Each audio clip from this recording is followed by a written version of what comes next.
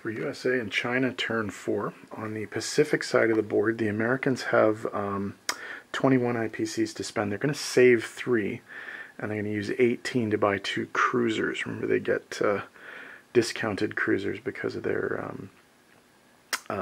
naval technology. On the Atlantic side of the board, they're going to buy a transport for 6, 2 fighters for 20, and they're going to save an IPC. They're also going to take advantage of the last turn now that they have to purchase tech for 10 IPCs. And what they're going to take is super carriers from the Japanese. Now, Japanese still get to keep it, but they get to buy super carriers. And that'll come into play in a couple of areas. The Chinese have 7 IPCs to spend. The Burma Road is open, so they will be purchasing an artillery and an infantry. In terms of attacks, there is nothing on the Atlantic side of the board. China has a walk-in. They will be putting an infantry and an artillery into Shenxi. The only other attack is down in the southern part of the board. And the Americans in C-Zone 54 are going to load up their transports. And there's a sub and a destroyer in 54 that are going to attack the sub and destroyer in 42. And if that naval attack is successful, they will then land in Java and do an amphibious assault there. So we'll see what happens with that. Let's roll some dice.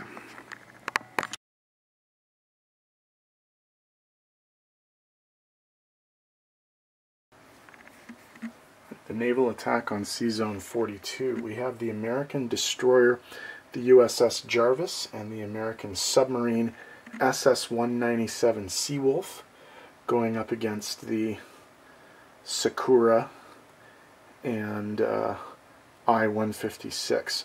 This is to clear the way for an amphibious assault by the transport ships SS Brown Victory and SS Logan Victory, which will be landing in Java, assuming this works. So we have 2 2s versus a 1 and a 2. No hits. That's not good. No hits. That's a little bit better. No hits. 1 hit. Oh, this is bad. Okay.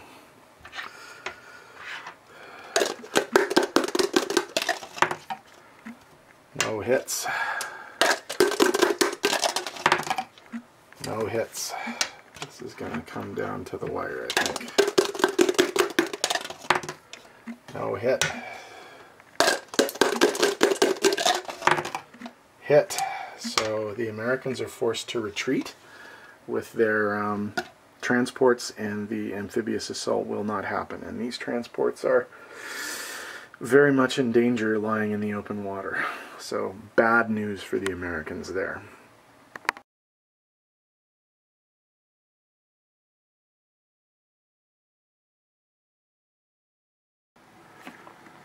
Okay, non-combat for the Americans. 2 infantry from Brazil will go onto one of the transports, go to C-Zone 91 and drop off in Gibraltar. And then in the Pacific, we have 1 destroyer going from C-Zone 10 to 25 and 1 destroyer going from C-Zone 10 to 26. The infantry in British Columbia is going to go down to the western United States. And finally, the strategic bomber will be turned into an air transport and transport 2 infantry from Hawaii to Queensland. We can go from airfield to airfield during non-combat. I think that's it for non-combat. The Chinese have no non-combat to do. So we'll tidy this up and we'll be back in a sec. Sorry, there is one more move. The fighter that was on the Hawaiian Islands is going to move on to the carrier now that they have super carriers.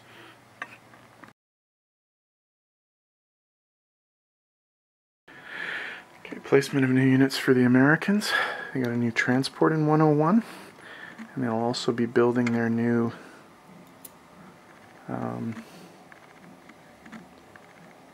fighters on their carriers, which they can do because they now have super carriers. Magnets don't work very well. Okay. China will place its units in Sichuan. And in the Pacific, the Americans will place their new cruisers in Sea Zone 10. The only income adjustment is China, who liberated Shenxi this turn. So that's $1 difference. So the Japanese are going to go down from 54 to 53, and China will go up from 8 to 9.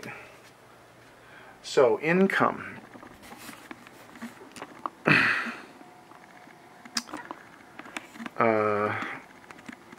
The Chinese have 9 IPCs to spend. The Americans on the Atlantic side of the board have 37 plus 1, so that's 38. And the Americans on the Pacific side of the board have 15 plus 3, which they saved. Plus, remember, they get propaganda, so an extra 4. So they have 18. They're going to have 22 IPCs.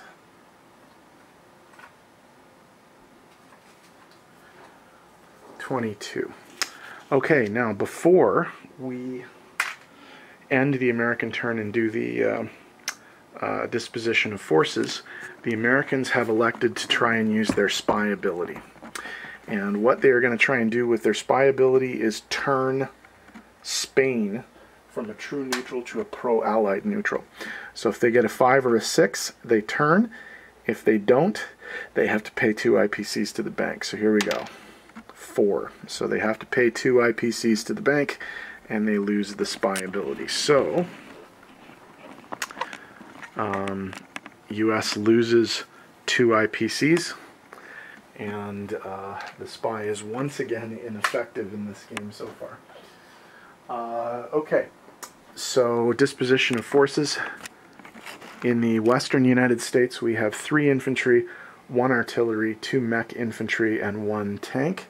In Sea Zone 101, 3 transports, 2 fully loaded super carriers, 1 with 3 fighters, 1 with 2 fighters and attack bomber, 4 destroyers, and a submarine. In Brazil, 2 infantry. In Sea Zone 86, a transport. In Sea Zone 91, a transport. In Gibraltar, 2 infantry. In the Pacific, in the western United States, 2 infantry. In Sea Zone 10, 2 cruisers and a transport. In Sea Zone 25, a destroyer. In Sea Zone 26, 1 fully loaded supercarrier with 2 fighters and attack bomber. 2 battleships, 1 destroyer, 3 subs, and 2 transports. On Hawaii, 3 infantry, 1 mech infantry, 1 anti-aircraft. Also sharing the Sea Zone in 26, there's a Russian destroyer and transport. Down in Sea Zone 55, we have 2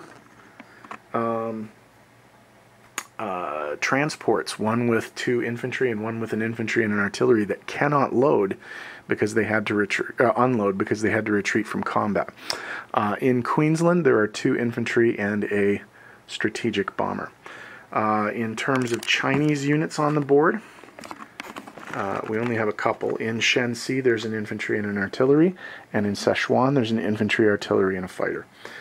So that is US and China, turn 4. Italy's up next, so we'll see what they do.